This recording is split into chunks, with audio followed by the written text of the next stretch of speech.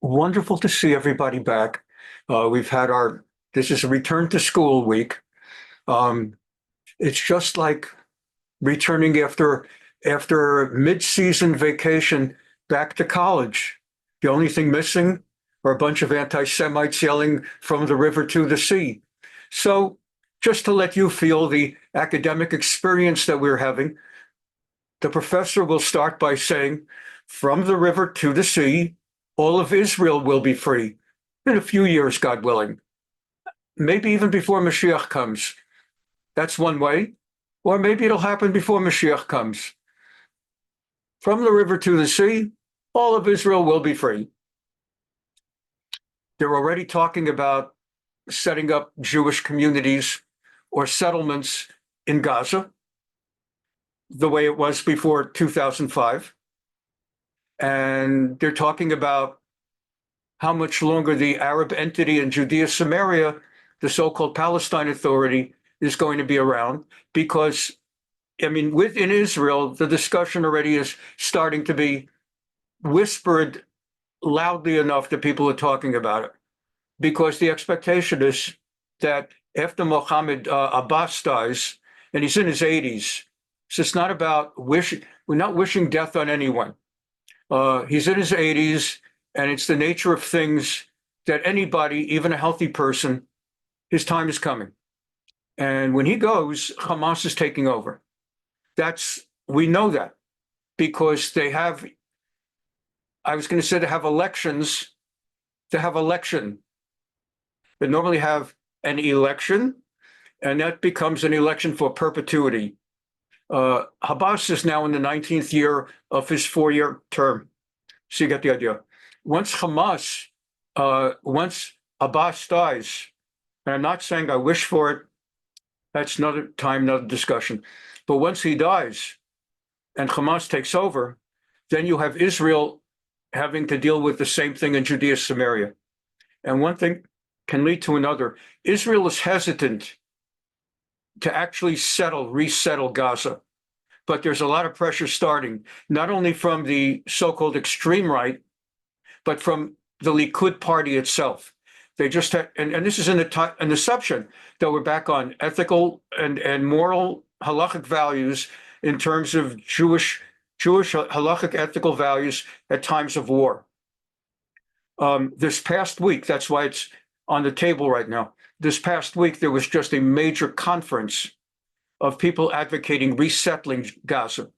And the people attending were not just so-called right-wing crazies, but several members of Likud party itself and other prominent people. Not the mainstream Likud. Likud is about 30 seats in the Knesset, and about 10 of them were there. That's a big thing. Imagine if 1/3 of the Democrats or Republicans in the Senate show up at any kind of conference. That's a thing. So that's cooking. And if it ever happens in Judea Samaria, what the world calls the West Bank, be aware. The hesitation to resettle Gaza that exists in certain parts of Israel, there's going to be less hesitation there because Judea Samaria, it's west of the Jordan River, and there's kind of a feeling that we already should be sovereign there. Everybody knows it's a lot easier to say, shouldn't we be settling Beit Lechem, where Rachel died, and shouldn't we be sovereign in Hebron, where Avram, Yitzchak, Yaakov, Leah, Sarah, Rivka are buried? Shouldn't we be sovereign in Shechem, where Yosef is buried, and so on and so forth? So what you have is a very, very interesting dynamic that it will be happening sooner or later. Okay, we're back now learning Jewish halakha, ethic and values relating to war, Milchemet. And we've had actually a period of 6 to 8 weeks off topic by design, because this is our halacha night. Tuesday night is our Tanakh night. Sunday is our public affairs and the past week in Jewish life and Israel. And Thursday night is our halakha night. And we've been on the topic because of what's going on in the world of Milchemet Mitzvah, Torah commanded law of war. But we went off for 6 weeks or so on Halakha night in order to learn the halachot of Rosh Hashanah and Yom Kippur, talked a little about Sukkot, and we went into great detail about Unatana Tokef and into the Avodat, the Beit HaMikdash, and the source of why the Musaf Rosh Hashanah is constructed the way it is, and so much more. So we're now kind of just remembering where we left off, and now we're coming back. As we now are coming back, I'm going to very rapidly, without a long parshanut, without a lot of Torah commentary, going to refresh your memory going back 6 or 8 months to our foundational chapter in the Torah, the foundation of understanding Milchemet Mitzvah, a Torah commanded war. It's chapter 20 of Sefer Devarim, Perek Chaf. And in chapter 20 of the book of Deuteronomy, that's the foundation. Just like there are chapters and verses in the Torah that talk about keeping Shabbat or being kosher. There are 2 chapters in the Torah that kind of lay out the foundation of the rules of meat and fowl and fish and kosher laws. Chapter 20 of Sefer Devarim is the chapter on Milchemet Mitzvah.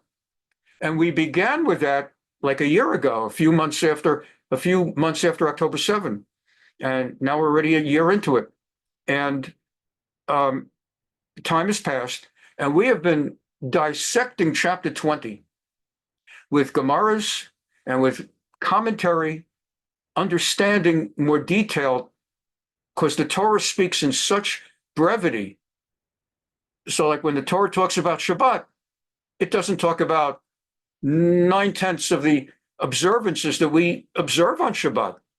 It says it with such brevity. There's something about not making fire on Shabbat.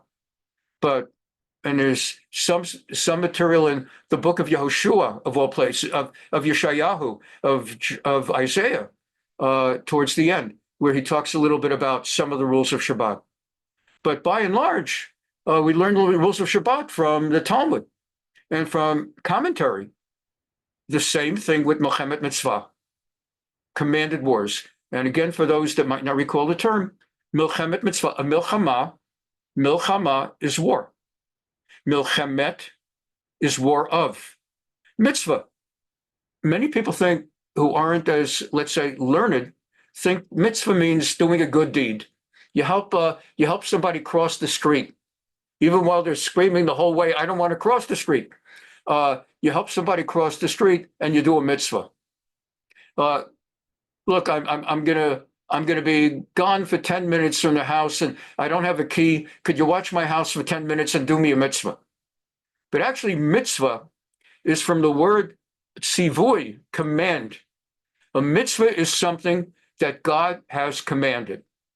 And Milchemet Mitzvah is a war that God has commanded. Now, that sounds surprising for some people who believe that, who want to say that God is just like Santa Claus, only good things from God.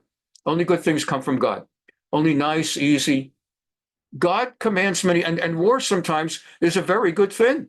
If people want to kill you, it's a very good thing to have a commandment that you're allowed to defend yourself. There are, for example, Quakers, they're peace at all costs. They don't go to war.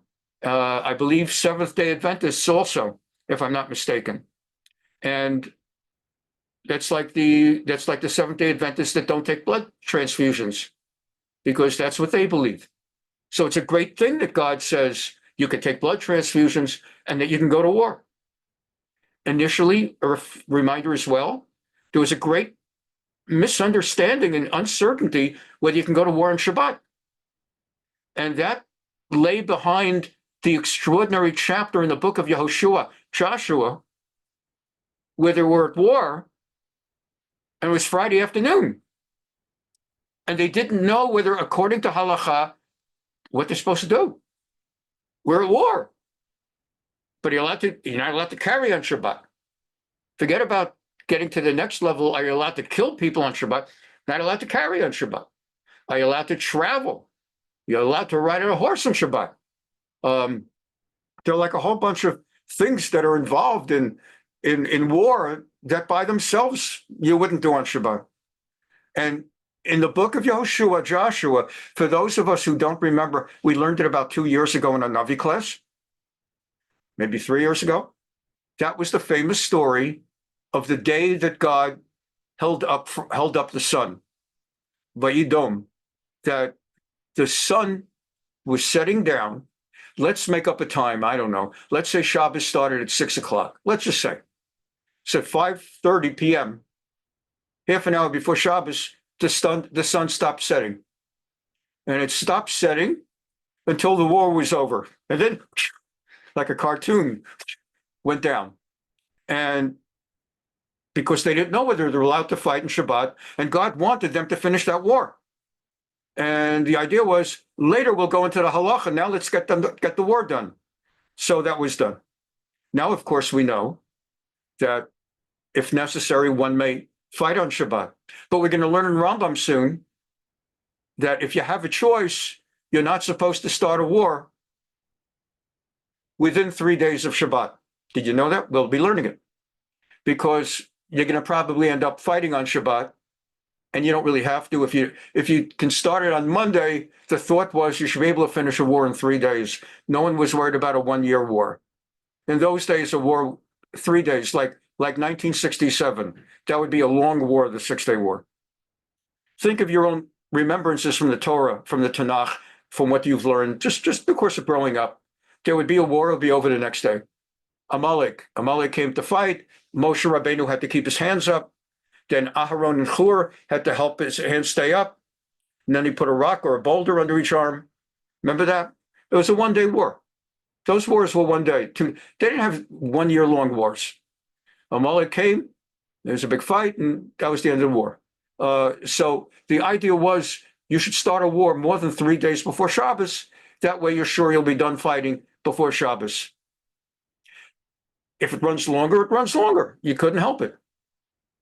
In the same way, nowadays, it was fascinating. Nowadays, the government of Israel is not an halachic government, and they don't consult with the chief rabbis or otherwise when they make decisions. But they do show both a certain respect for, even the secularists in the Israeli government show a certain respect for halacha. So they're not supposed to, for example, hold press conferences. The prime minister is not supposed to have a press conference on Shabbat. He's not supposed to publicly desecrate Shabbat. He's not supposed to while he's the prime minister, he's not supposed to publicly eat non-kosher. It's a very interesting thing. And every so often there's a scandal if somebody gets a picture of him eating lunch at a meet when he's going in France or Russia and he's meeting with people and he's eating lunch and there's a question whether he ate something non-kosher. And then it becomes a whole thing. What did he do? And well, I was only eating a salad. And it's like a whole thing. So it was interesting that when they retaliated the other day against Iran, it was interesting. Everybody was asking for a month. Everyone knew they're going to retaliate. The question is when.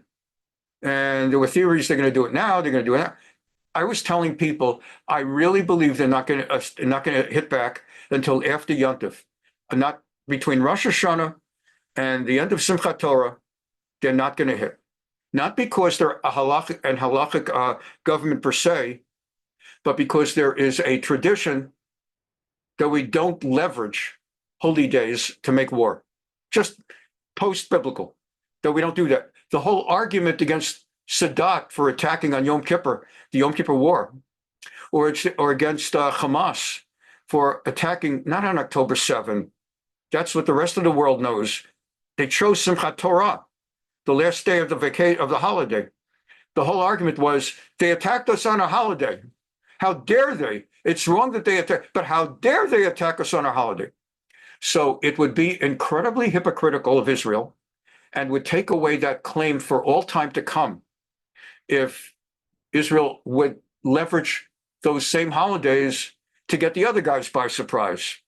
So I was saying to people, I think from a purely strategic and moral, etc., I don't think they're going to attack till after Yom Tov. And sure enough, they they hit back at Iran right after Simchas Torah was over. It's very interesting. Let's get the text. This was, by the way, not just a schmooze. This was partly as well to get us back in the flavor of what we've been away from for 6 weeks. We're going to start with Devarim Chaf, then we're going to go to Rambam, and I think we're going to also get a little bit into Gemara today. The Gemara is ready. We'll see whether we are. Thank you again for being here. Very much so. As I've mentioned on Sunday, and as I mentioned on Tuesday night, there's always that thought that if you don't have class for a while, will people have gotten used to not coming?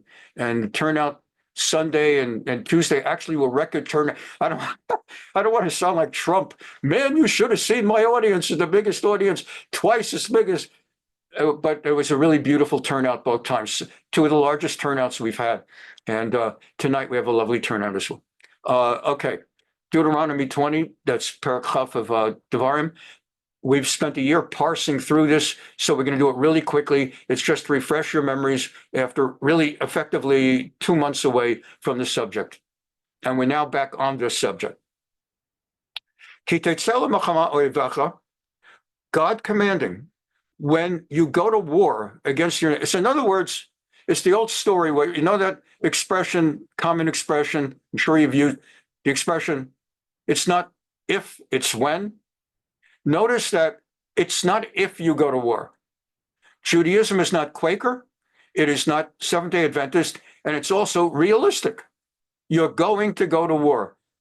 There's no such thing as there will always be peace. And this is a very important concept.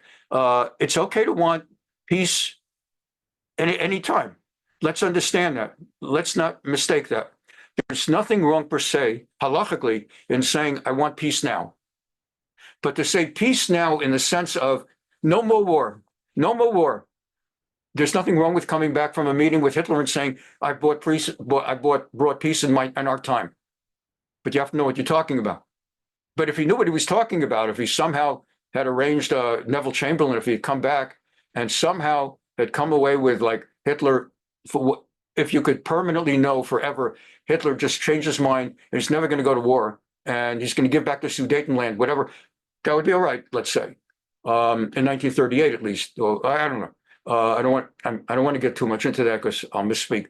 But the point I'm making is the Torah says when you will go to war. There's absolutely no question, and there's no suggestion it'll be only one time. He's not saying, Kadosh Baruch Hu is not saying this one time. You're going to go to war. So let's just like you're going to eat. I'm handing you kosher laws because you will eat, when you will eat. Next important thing, when you go to war against your enemy, you don't just make war. You don't do like some countries that just want to expand their land. And it's not really their enemy. I don't know whether Saddam Hussein really had enmity against Kuwait or whatever it was when he attacked in order to take the land. Maybe they had some enmity. We will go to war only against true oyev. And oh my gosh, you're going to war and you see horses, sus, and rechev, chariots. In today's terminology, you see tanks and rocket launchers. Am rav mimcha, that are far greater than your numbers. Lo tira mehem, don't fear them. Ki Hashem Elokecha imach, because the Lord your God is with you. Hama'alcha me'eretz Mitzrayim. He took you out of Egypt. Now that's to remind you several things, and these are ramifications now. Until about a month and a half ago, there was a general, a very, very famous, and by the way, again, these are not asides, these are not stories, these are not just puffing up the class with interesting, this is really stuff. Applying halacha to real. There is a general in Israel, retired, General Brick. And General Brick, Bet Resh Yud Kuf, I don't know whether he spells it, I think he spells it B-R-I-K. General Brick became like a giant by saying he was warning a long, long time that Hamas is going to come across the Gaza line and there's going to be a massacre. And he started saying the country, this is going on for like a year. He's saying the country's not ready. The army is not ready. No one is taking it seriously. I am telling you it's coming. And everybody blew him off because Israel had installed a $1 billion, would it be, a $1 billion security system, early alarm, early warning system, and they were all of that. And then when it happened, this guy emerged as a prophet, a military prophet. See, I told you so. See, so everybody he started having op-ed columns in all the newspapers. Ma'ariv had him once a week, front page. Brick says this, Brick says that. He was being interviewed on all the channels, 12, 13, 11, 14. And then he started, amidst the war in Gaza, Brick started, okay, now you all see, I knew what I was talking about. Let me tell you something. If you think this is bad, what we're stuck with now, we are going to get demolished by Hezbollah in Lebanon. They're going to, I don't think we have a chance. I am warning the army and I'm warning the people of Israel, when it comes, we're going to be wiped off the map. I'm warning you. Whatever we do, we better not get into a war with Hezbollah. They have 150,000 missiles. We don't have enough. Forget the Iron Dome and David Sling and Arrow 2 and Arrow 3. We don't have the defenses it will take. If they shoot 150,000 rockets at Tel Aviv and Yerushalayim all at once, which they can do, we have no defense against it. They will destroy the country. So what are you saying, Brick? We should all move to America? No. I'm saying put up with any attacks that they make. Try to just keep them moderated. Don't get them too angry. We should have put an end to them a long time ago before they built up. Now it's too late. So if they shoot 10 rockets here and 10 rockets here, do the best we can to shoot them down with the Iron Dome and the David Sling and just deal with it. Don't invade. Don't get started. We will be destroyed. And I remember I was reading it. I would read these every week, front page Ma'ariv, his op-ed articles and newspaper, and they would both run him as an op-ed on the front page, and they would make a news article also. Brick says this, Brick warns this. And he's not just some schmendrick, because he's the guy who warned about October 7th. So here we are today, and take a look. Nasrallah is dead. Every member of the command of Hezbollah is dead. Every member of the command of the Radwan unit that was going to be invading is dead. There were 2 other major battalions. All of them are dead. The rest of them had their parts blown off by the pagers and by the walkie-talkies. 80%, 4/5 of all their weapons are gone, have been blown up and destroyed. But the launch, that's, you read about every day, they shoot in 10, 20 rockets. So that's 1/5 of the 150,000. So they have 30,000. Look, 30,000 is a serious thing, but it's not 150,000. And so that's what the Torah is telling us. It makes no sense. And a brilliant general in the army told us, common sense is they're going to wipe us out. We waited too long. It makes no sense that Israel can survive with 7 Arab nations around it, the United Nations, European Union, not to mention Russia, China, etc. Everybody's all around. The armies, the numbers, the weapons all together, that Israel survives. And yet people still go there for vacation because we've gotten used to it. The Torah is saying, you will see, this is what God is telling us, you will see horses and chariots, Amrav Mimcha. They're so overwhelming. Don't be afraid.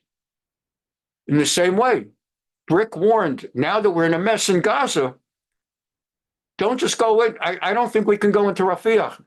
I think they're going to kill us in Rafiah. I think they're going to kill us in Gaza City. I think they're going to kill us here. I think they're going to kill us there.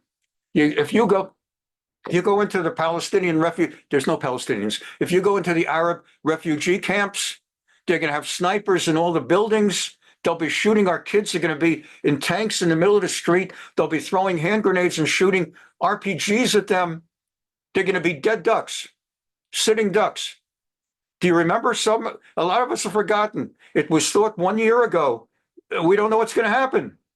How are they going to fight in Gaza? It's teeming. It's the world's largest concentration camp. You've heard that stuff. Lo tiramehem. Why is he saying Amacha me'eretz Yisrael? If God got you out of Egypt, he could do anything. Now, this is different from the way war is fought now. When you now go to battle, you get the krav, you get to the battlefront, you gather all the forces, all the armies together, and the Kohen HaMilchama, there are two chief Kohanim. There's the well-known Kohen Gadol. That's the one who does the avoda in the Beit HaMikdash on Yom Kippur. We just had a class on that. The High Kohen, who originally was Aharon, Moshe's brother, then his son. He had 4 sons, Nadav and Avihu died during that horrible incident that happened. And so that left behind Eleazar and Itamar. So Eleazar was next in line. He was the next in line to be Kohen Gadol. And then Pinchas was his son, effectively became the next Kohen Gadol. And then there's a Kohen Mashuach Milchama. Not Mashiach, the Messiah, but Mashuach. The word Mashuach means anointed with holy oil. Indeed, the Messiah, the Mashiach, is called that because when he arrives, if he hasn't already arrived, waiting to reveal himself, he will be anointed with oil. He's the Mashiach Hashem, the anointed by God.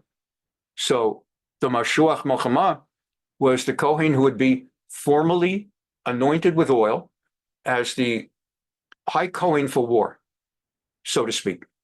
V'nigash HaKohen v'diber al-am, and as the entire army is gathered together to go to war, that Kohen, Mashuach Milchama, is to make the following speech.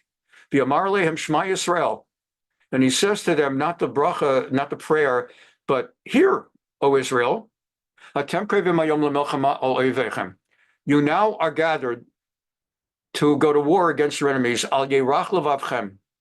Do not let your hearts be weakened. Al tiru v'al tachbezu v'al tartzu mipnehem. Do not fear and do not panic. Ki Hashem Elokechem ha'olech imachem lehilachem lachem emoivechem, because the Lord God is coming with you. You may remember that sentence, by the way, from the prayer for the tzava, for the tzahal that we hear so often. Because the Lord your God is coming with you to fight for you, to go to war against your enemies, lo shiatchem, to save you. And now, with the Kohen Mashuach Milchama making his introductory speech, the chief officers, the generals, the high generals, the commanding officers next speak and say, Miha ish asher bana bayit chadash v'lo chanacho.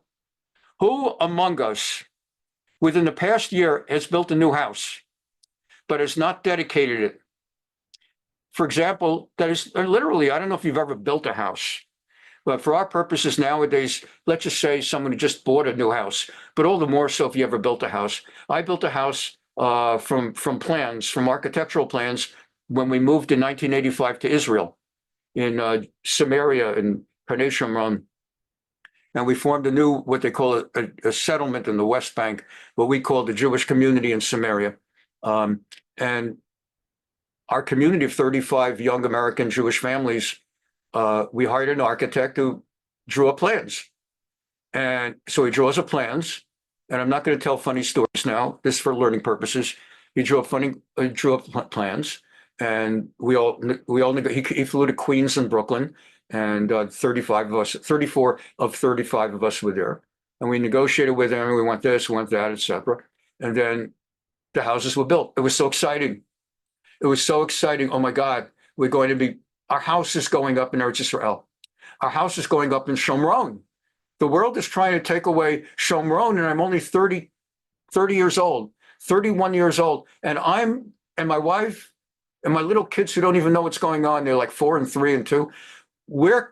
Right now, we're assuring more than any talk from a politician that Jews will stay forever in Shomron. And it was so exciting, and the house is going to be up on such and such day. The excitement ended when the builder went bankrupt, and that's a story I can go into, but not for tonight. That happened. So the excitement, the Kohen, these officers are saying al pi Torah, by command of God, who is in that situation, whose house is going up or has just been built and he hasn't quite yet moved into it. He's exempt from the army for the year. Interesting thing. In the United States, they have certain exemptions. I don't know exactly right now because we don't have a draft anymore. But during the Vietnam years, which was very relevant to me, I know that like people who are, what they call it, like religious students, Jewish, non-Jewish, clerical, whatever, I forgot the term, divinity students got a 4D exemption. You didn't have to go to war if you were enrolled in a bona fide seminary, whatever the faith. In those days, if you were gay, really, if you were gay, not only were you exempt, you weren't allowed in even if you wanted. That was before Clinton started the Don't Ask, Don't Tell, and it evolved to now where it's a rainbow military. So then of course, if someone was missing a finger or some other thing, and the other way to get exempt was to sneak into Canada. So, and that's what went on then. In the Torah, we're learning we have exemptions. You don't have to go to Canada, and you don't have to cut off a finger. These are the exemptions. The first is if you're building a house, you don't go to war. In fact, you shouldn't go to war even if you say, I want to go to war, because you have your house on your mind. And we need you to fight fearlessly and not think about your house now, and not think that you don't want to take a risk. You don't want to be in danger because you're thinking about your house. Should leave right now and go back to his house. That God forbid he shouldn't die at battle, and some other guy, you went to all the trouble to build this house, and some other guy walks in the front door and enjoys it. And who is there who maybe already has a house and a field and has planted a vineyard? And the vineyard, like a house, does not go up overnight. It takes time. You have to plow, and you have to plant seeds, and you have to water it. And finally, after the wait, I don't know how many months or years it takes until it's ready. Now you're about to inherit the grapes. No, you don't go to war. We want you to go and enjoy the grapes for a year like. Yelech v'yashov leveito, go back to your house. Yashuv, lashuv, to return.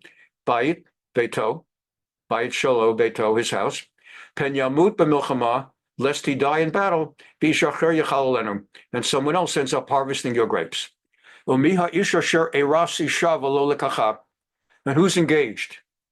It's understood that the army is only men, no women. Which among you is a man who has gotten engaged to a woman? V'lo lekacha, and has not yet gotten married. Yelech, and it's understood that in Torah Judaism, there's no premarital intercourse.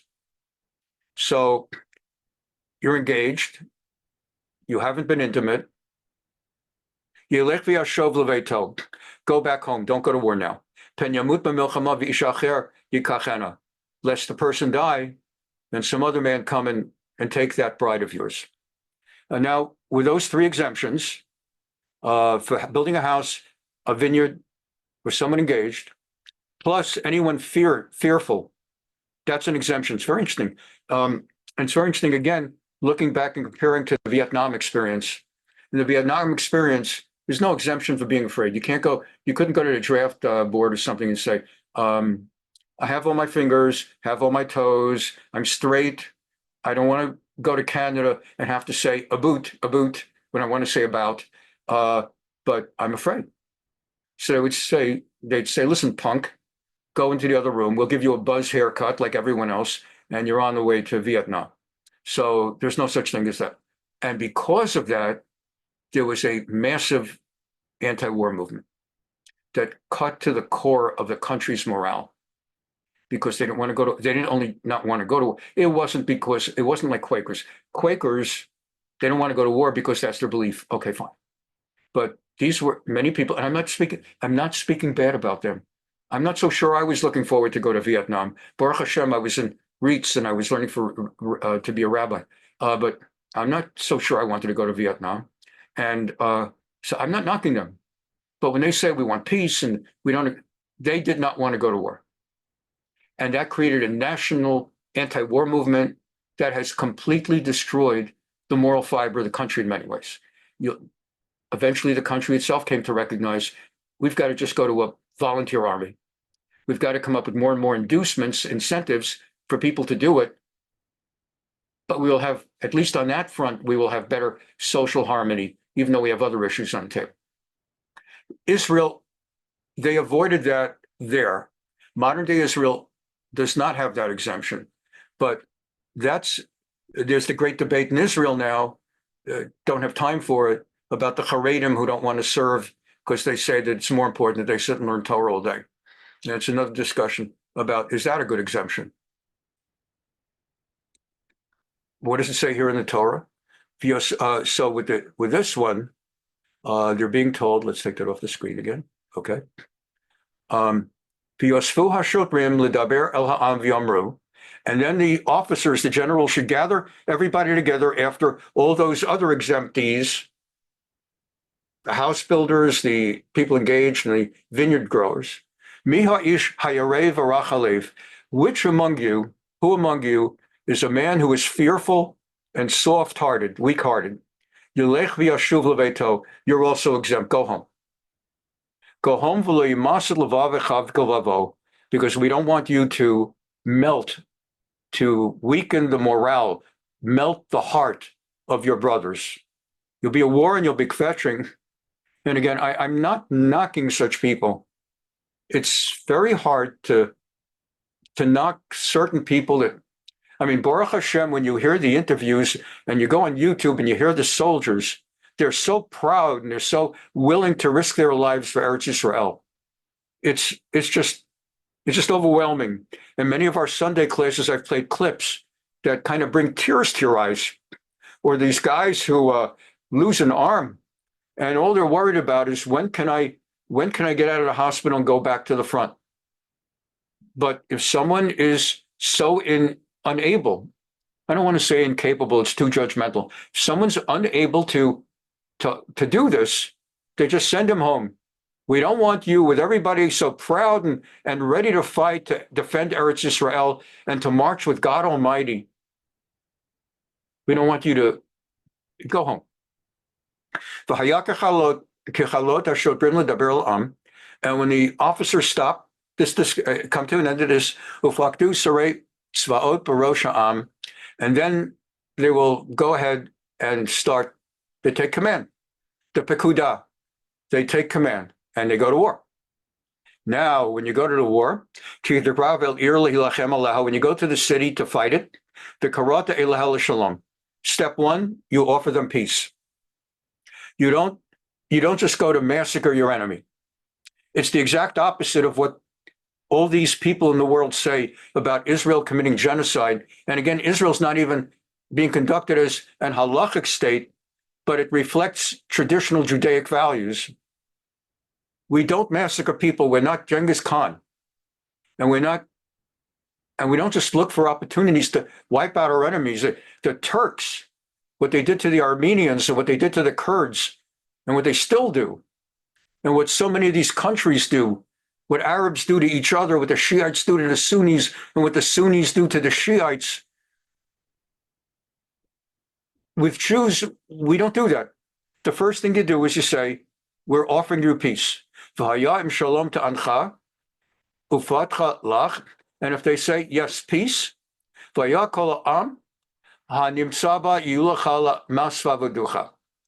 they will be subservient to you. Not like, I don't know how to pronounce it exactly, a dhimmi, D-H, I don't know how to pronounce the D-H sound, D-H-I-M-M-I, not like the Arab dhimmi thing, but it'll be understood. It'll be like modern day Israel. What are Arabs in modern day Israel? Arabs in modern day Israel, they live in Israel. They're allowed to have mosques. They have stuff. They're not going to be treated the way the Arab world treated us. We're like, no Jew is allowed on a horse, because if an Arab is a Muslim's walking on a street, the Jew would be higher than. Where no Jew is allowed to have a synagogue that's taller than a mosque, so you have to have short synagogues, things like that. But if you'll be sovereign. It's not going to be a situation where they have seats in the Knesset. So you would not have Arab seats in the Knesset if it were done in the way of Torah law. That's what it means. And I'll tell you why that's important. Like now, people don't realize this. Let me just bring this person. Okay. There are 120 seats in the Knesset. What do you need for a majority? 61. You need 61 out of 120. In the United States right now, in order for one party to be in charge, you need 50.1%, 50.001%. And I don't think we've ever had it quite like this before, but Biden beat Trump by just a little itsy bit. And the Senate is 51-49. And the House is like, the Republicans have 4 more seats than the Democrats. And the polls for what's going to happen is like 50-50. Okay, Israel's right now the same. The 2 blocks, BLOC, the 2 blocks, the center right and the left, are about split. But here's the thing. With 120 seats, 50% is 61. So the majority needs 61 seats. But actually, they need 61 seats out of 110. Because 10 of the seats, fair and square, are won democratically in the elections by Arabs. There are 2 Arab parties. I think one is called Balad, I'm not sure, and the other is Ra'am, the one with Mansour Abbas, the other Abbas, who was in the last coalition with Netanyahu and Lapid. Now, they normally don't join a coalition. So normally 10 of the 120 seats are not part of the coalition. I'm not in play anyway. So in order to be able to win, you need 61 out of 110 Jewish votes. What that actually means is you need I don't have a moment right now to do it, but I want to say you need about 54%. 54, I want to say 54 to 55% of the vote, not 50% of the vote. If you needed 55% to have a House majority or a Senate majority, we'd be in a deadlock right now. Any country would be in a deadlock. Frankly, most years, America would be in a deadlock if you needed 55%. 50.1, that's different. Same thing with the presidency. If the president needed 55%. So anyway, that's part of this concept that they will make peace. You will let them live with you, but they're not going to be in the Knesset with you. Okay, there's no Knesset. They're not going to govern. They will be subservient in that sense. Number one. Continuing. And if they don't agree to make peace when you offer them peace, like what happened in Gaza,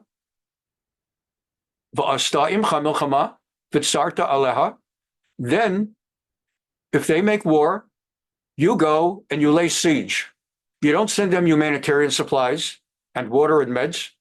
You do a matzor, a tsar, a matzor, like what Babylonia did to the Jews on the 17th of Tammuz, or actually it's 9th of Tammuz, and what the Romans did on the 17th of Tammuz, and what General Ulysses S. Grant did in Vicksburg in 1863, and later in Petersburg, and later in Richmond. You do a siege. And God will give them to you. And you'll kill all their males.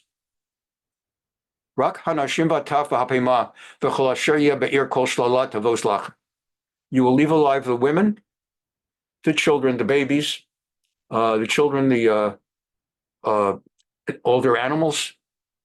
And it says that because in the case of Amalek, you may remember in book of Shmuel Aleph, 1 Samuel, King Saul was commanded by God through the prophet Shmuel, even to kill the animals of Amalek. And you will consume, that is, you will take as benefit the possession, all the spoils of war, that God is giving you. And this is what you will do to all the nations that are even far away from you. the ones that are far away. Rak me areha amim ha'ela asher Hashem Elokecha noten lecha nachala lo techaya kol nishama ki acharem tachrimim. But in the cases of the 7 Canaanite nations, the Hittite, Amori, Kanani, the Hittite, the Amorite, the Canaanite, Aprizi, Achivi, Hayavusi, the Perizzite, the Hivite, and the Jebusite. Those are the ones that were in Jerusalem. You may remember from Tuesday night class what it took to get them out of Jerusalem. And the unlisted 7th one, Girgashi, there's a whole reason it's not listed. We won't go into it now. Those 7, they are to be wiped out completely. So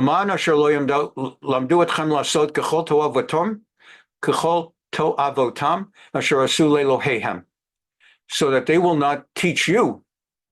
If you coexist with them in your country, not merely defeating them in battle and gaining sovereignty over Eretz Israel, but if you leave them in Eretz Israel alive, in time they will teach you all their disgusting and abhorrent things, the way they worship their gods.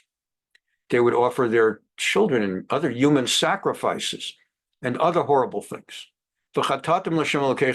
Next thing you know, you'll become like them. God forbid, God forbid, God forbid.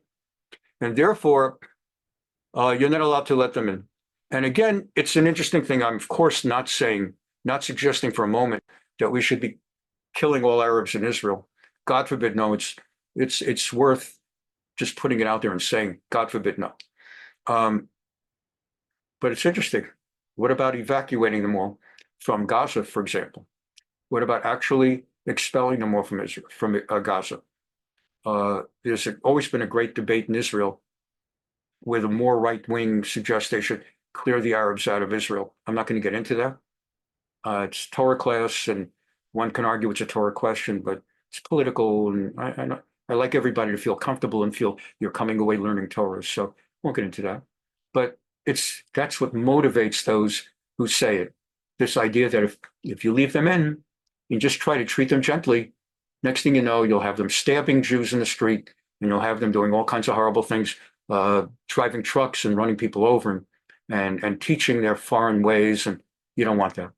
So it's interesting.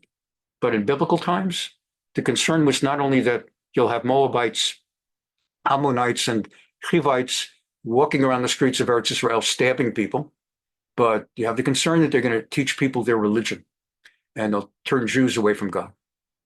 And then finally, for the Torah portion, and we'll do a little bit of Gemara, Hitatsur al ir yamim rabim.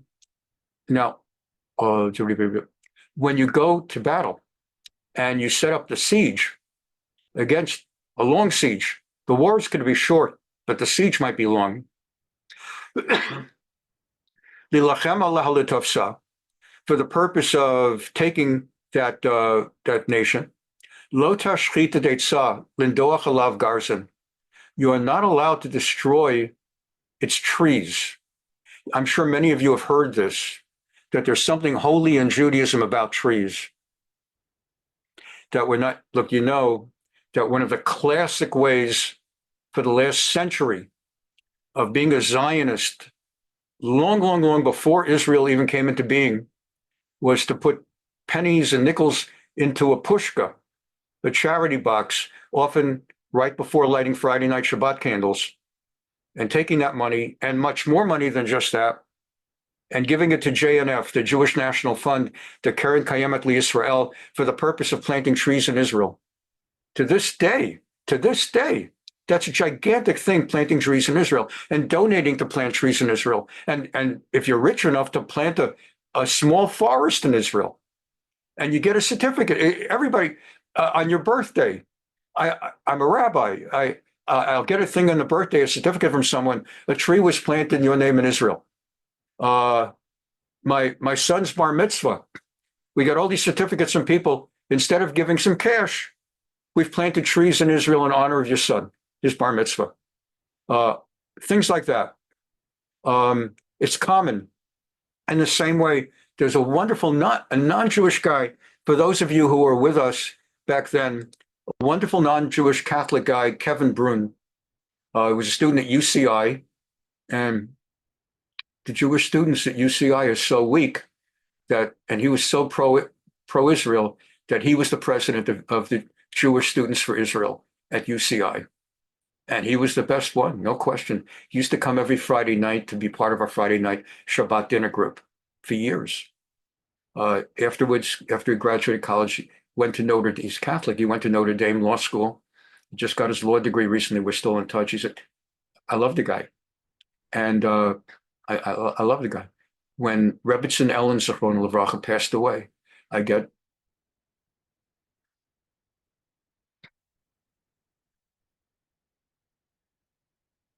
a thing in the mail that he planted 20 trees in Israel. Sorry. He planted 20 trees in Israel for her. I couldn't believe it. I knew he loved Israel. I knew he loved Ellen. He planted 20 trees for Israel. Sometimes when you let it out, then you can talk again. I'm mentioning this not as an aside and not to talk about Kevin, but this thing about trees, if you're wondering, yeah, you plant trees in Israel. You give to JNF. But I don't know whether all of us know that it comes from the Torah, that it wasn't just a political thing. You're not allowed to cut down trees in Israel. And you're not allowed to cut down trees elsewhere. There are going to be plenty of exceptions. Every rule has its exceptions. So let's take a look. And the Gemara will go more deeply, and certainly next Thursday we'll get even deeper into it with the Rambam as well. But you're not allowed to destroy the trees with an axe. Lo tashchit, you're not allowed to destroy eitz tree, lindoach alav garzen, with an axe. Ki mimenu tochel, because God gives you food from those trees. They've got fruit. So we're going to learn, by the way, this applies only to fruit trees. Trees that do not grow fruit, it does not apply. It doesn't say it that way, but if you read between the lines, and it will be made more clear when we get to the Rambam, because God gives you fruit, because you eat from the tree. Thus, you're allowed to cut non-fruit trees. But otolo tichrotzi, you're not allowed to cut it. Kihu adam etzasadeh lavo mipanecha b'matzor. Because when it comes to the trees, you're just not allowed to destroy them. It's the last pasuk in this foundational chapter. Rak eitz asher teda ki lo eitz machalu. Only a tree that you know is not a tree for eating, right? Ochel, eating. Eitz, tree. Lo, not. Rak, only. Only a tree that you know is not for eating. Oto tashchit v'charata. That one you may destroy. You can cut down. And use that wood to build your fort and your siege. You're laying siege, so you're going to build like a fort, the wall around the city. Uvanita matzor al ha'ir asher hi osa imcha milchama ad ridita. And you will build a siege, a fortress around that city until it comes down and you destroy it. So let's first of all take a quick look at the Rambam here, and we'll do the Gemara so that we don't run too much over. I know you leave like an hour, maybe an hour 5 or 10, but that's it. So let's just do pertinent Rambam here. Rambam, this is Mishneh Torah, Kings and Wars. Mishneh Torah, Hilchot Melachim Umilchamot, chapter 6, Perek Vav, Halacha Zayin, Law 7, or section 7. We just learned. Kishet Sarin al Ir L'Tofsa, when you lay siege to a city for the purpose of taking it, Ein Makifino Tame Arba Ruchoteha. You are not allowed to set up a siege on all four sides. Imagine a four-sided polygon, like a rectangle, or any four-sided polygon. So you're not allowed to close off all sides. This would apply even for a pentagon or a hexagon. You have to leave one side open. Ela mishalosh ruchoteha. You're only allowed to wall off 3 sides. You have to leave them a way to escape. You were just offering them peace, right? And you're waiting to find out, will they accept peace? And it seems they didn't, because you're laying siege. Well, you're giving them time. Meanwhile, while they're not eating and drinking, you're giving them time to rethink their decision that they don't want to make peace.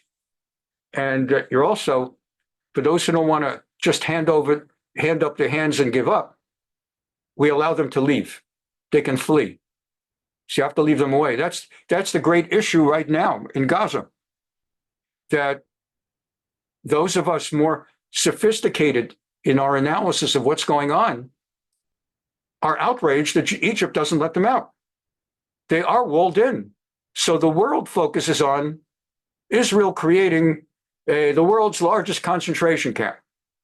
But in reality, it's three sides. It's open. Every other place of conflict and war, there are refugees. There are millions of Arab refugees floating and flooding Europe. Also in the United States. They're flooding Europe.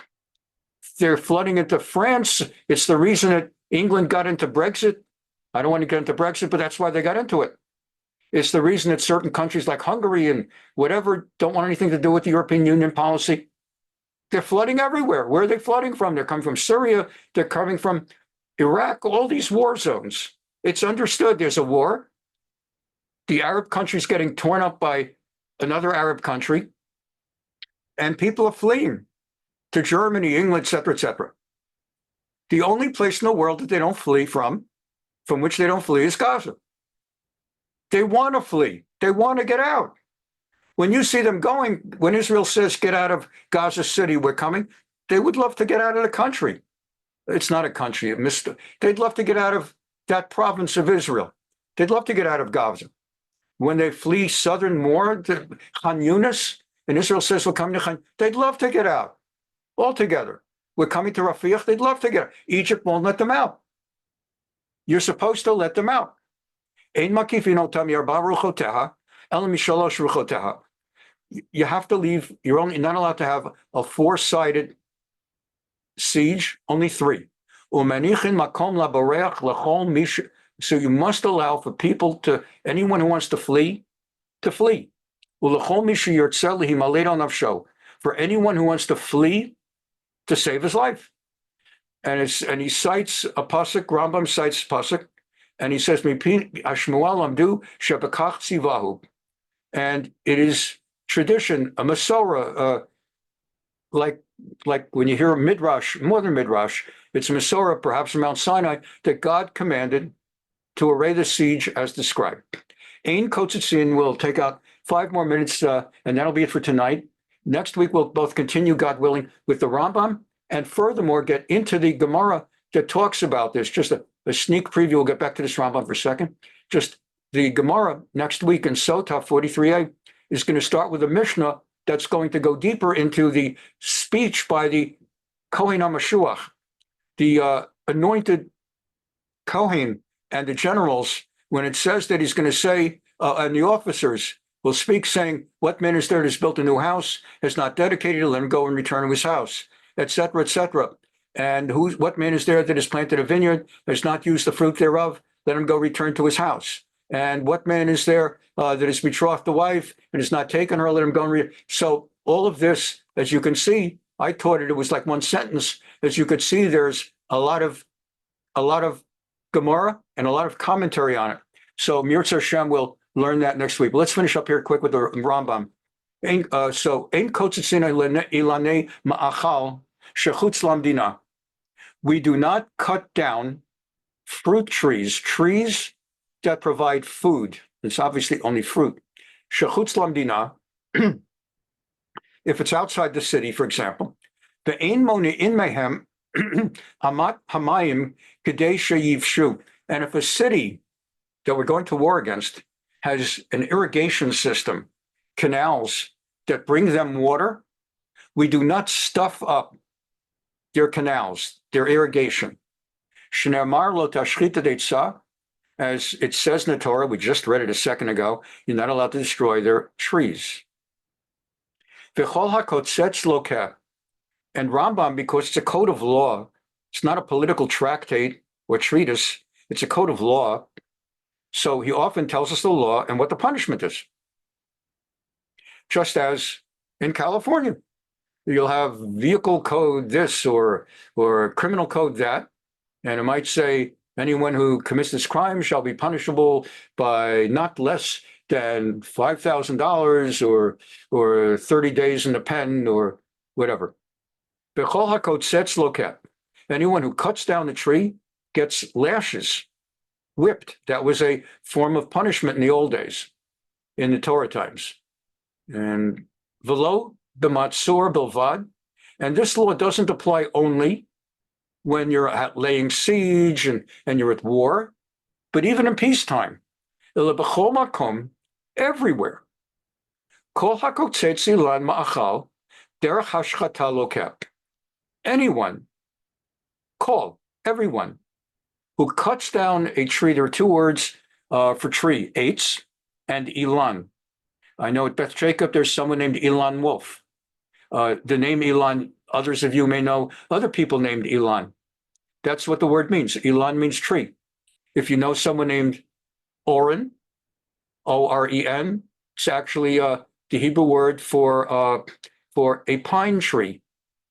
If you ever met someone named Alon, A-L-O-N, that's named for an oak tree. Some Jewish male names are for trees. Why trees? Because trees are strong. You plant it and it grows and it's there for how many years is an oak tree in its place? So trees are strong. So it's a blessing to your child. May you be strong and firm like an Elon, like an Alon, like an Oren. And the same reason that other Jewish men have names for wild animals. Like, what's that all about? Ari, a lion. Dove, a bear, B-E-A-R. What's that all about? May you be strong and like a lion and ferocious. The idea is, as a lion and a bear are ferocious, may you be ferocious for God and Torah that way. That's the understood tradition. So,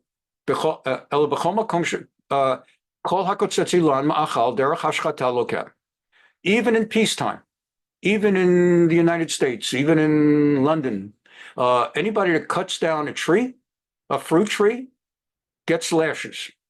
But you are allowed to and should cut down if that tree is damaging other trees.